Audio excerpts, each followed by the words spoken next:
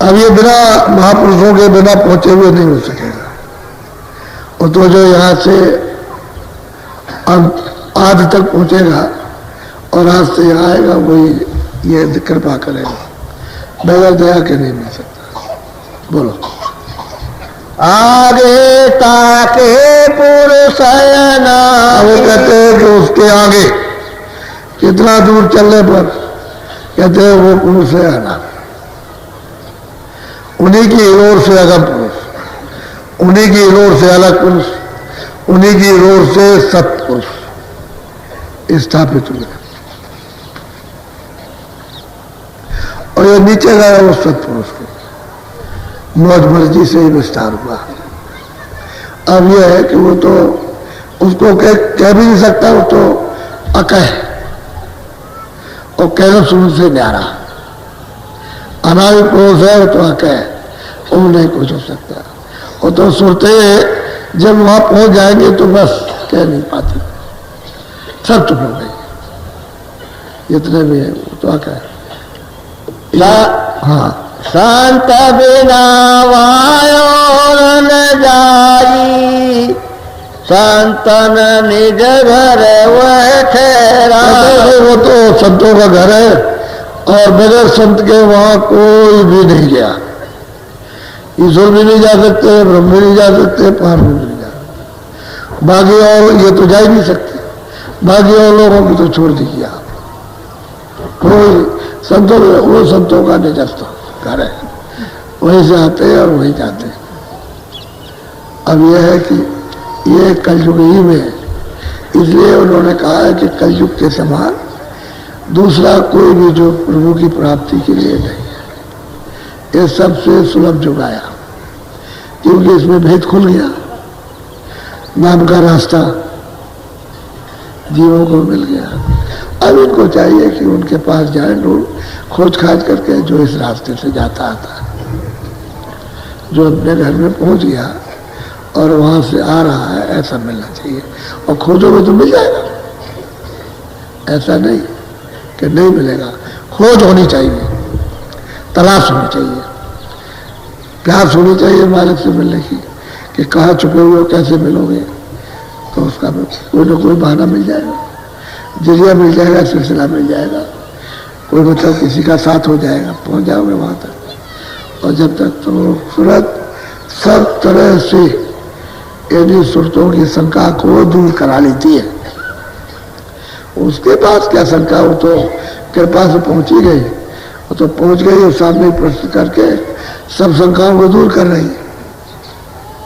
कहते भाई तुम ऐसे करो, ऐसे करो, इस तरह से करो, ऐसे करो। अब आपको नामदान ठहरो, नामदान दिया है, रोज बैठो। अभी तक आप शाकाहारी नहीं रहे थे, लेकिन आपसे शाकाहारी, कोई आपके ऊपर दबाव तो नहीं डाला कि आपके ऊपर जुल्म कर रहे हैं। अरे भाई प्यार से समझा रहे कि अब शाकाहारी रहना, अब आहार शुद्ध करो जिससे मन बुद्धि चित्त शुद्ध कर दिए जाए। अब गंदा आहार मत करो, और बीड़ी तंबाकू को आप पी लो, लेकिन नशीली कोई ऐसी चीज को पियो जिससे कि बुद्धि पागल हो जाए। यही तो है और क्या, और कौन सी चीज आपके हित के लिए तो कहा, आपके लाभ के लिए। वो तो बहुत सम्मान जीवों का करते हैं, कोई ऐसी बात नहीं कहते हैं जो उसको लगे, उसको वो बात कहते हैं जो उसमें प्यार टपके।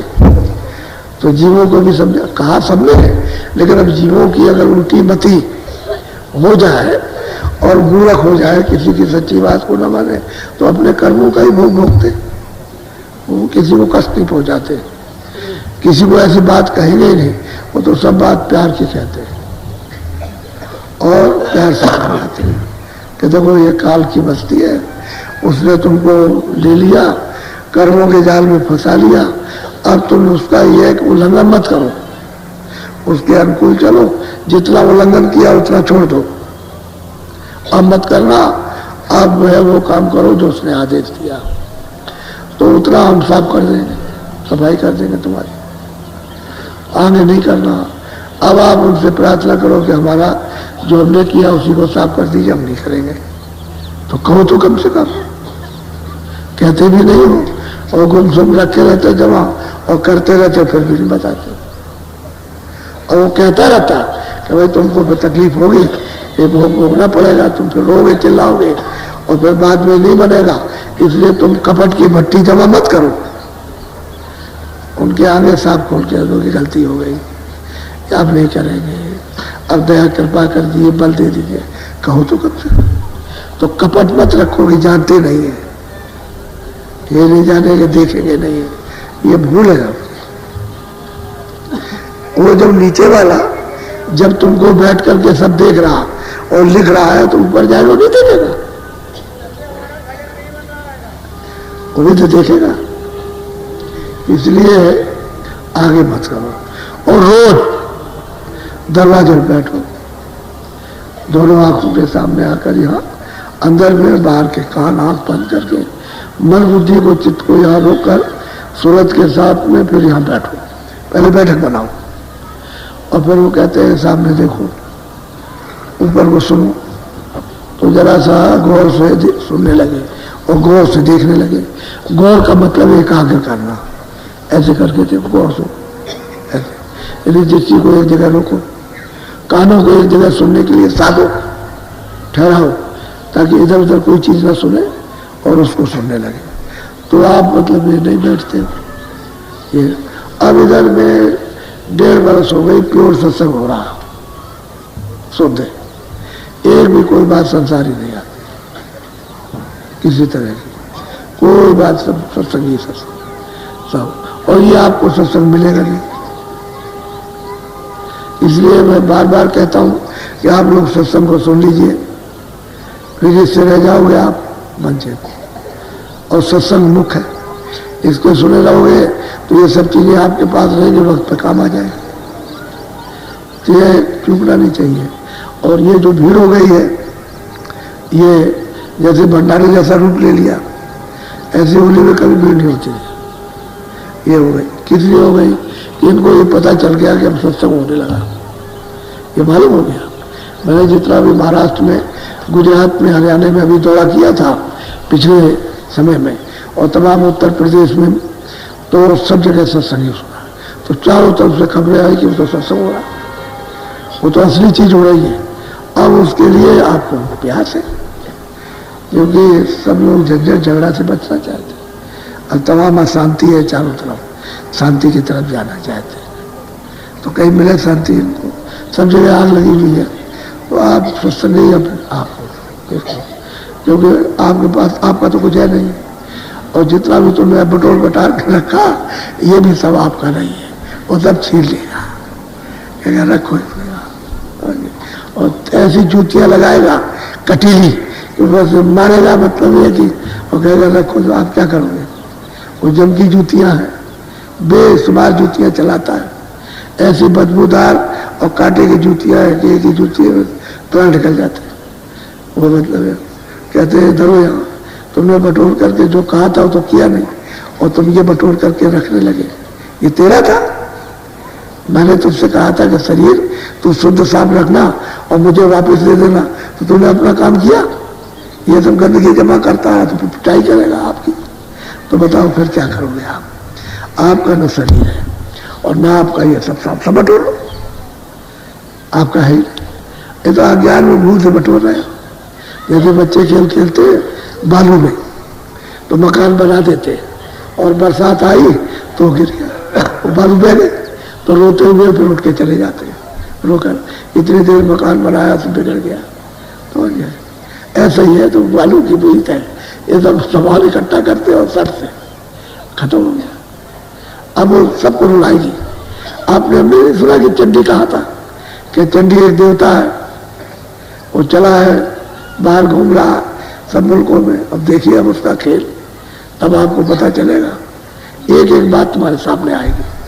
तो कहने का मतलब यह है कि बालू की भीत है, पानी आया और सब करते ढह जाएगा और रोते रह जाओगे उसी मोह ममता में। अरे मेरा था, मेरा चला गया, ये लड़का था, लड़की थी, औरत थी, आदमी था, दोस्त थे, ये रिश्तेदार थे, ये घर था, ये द्वार था, अरे आपको कुछ नहीं है। अरे जो है उसको समझो, जो तुम्हारी चीज है उसको तो फेंक दिया। दरवाजे में बैठ करके तुम अपने धन को लेते तो वाह वाह, सब लोग तुमको अच्छा कहते, और दूसरे का धन हड़प कर रहे हैं, ये तो उसका है, कहते उसका जबरदस्ती मार रहे। उसने कहा कि मेरे सामान से तुम इसकी हिफाजत करना, ये भी मेरा ही है, ये मैं सामान इसकी हिफाजत के लिए देता हूँ, उसको ठीक ठाक रखना, और जैसा मैंने तुमको ठीक दिया है वैसा मुझे दे देना। तो आप उसको बीमार करके देते हो और गंदगी भर के देते हो, कोई तुम अकलमंद हो कि उसने साफ सुथरा दिया और आप गंदगी भरने लगे, मेरा कुछ नहीं। तो वो कहता भी है कि भाई मेरे मकान में तुमको कुछ नहीं मिलेगा सिवाय खाद के और सिवाय तुमको रोने के, और कुछ नहीं। और सही बात ही है, कुछ नहीं मिलता, आप पीछे रोते रहो, चिल्लाते रहिए आप। अब जो आफत है वो तो आप भोग रहे हो, चिल्लाते हो। तो इसलिए महात्माओं की जो आपके लिए हित के कल्याण के लिए जो होता है उसको तो ग्रहण कर लेना चाहिए।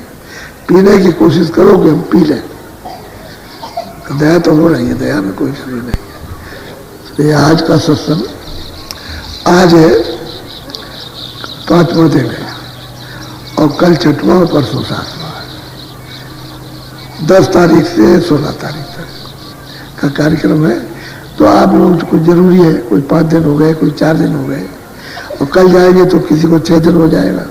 तो अब जिनको जो जरूरत है कि दफ्तर है, कोई और है, कोई घर में बीमार है, कोई जानवरों को चारा देने वाला नहीं है, और किसी को सुबुर्द करके आए हो, तो जो जाना चाहते हो जाए, क्योंकि एक दिन आने का, एक दिन जाने का, इसलिए हमने सत्संग पहले से रखा, 10 तारीख से पहले से हो रहा, और यही शुद्ध हो रहा, सत्संग ही हो रहा, कोई बात नहीं हो रही पहले से ही।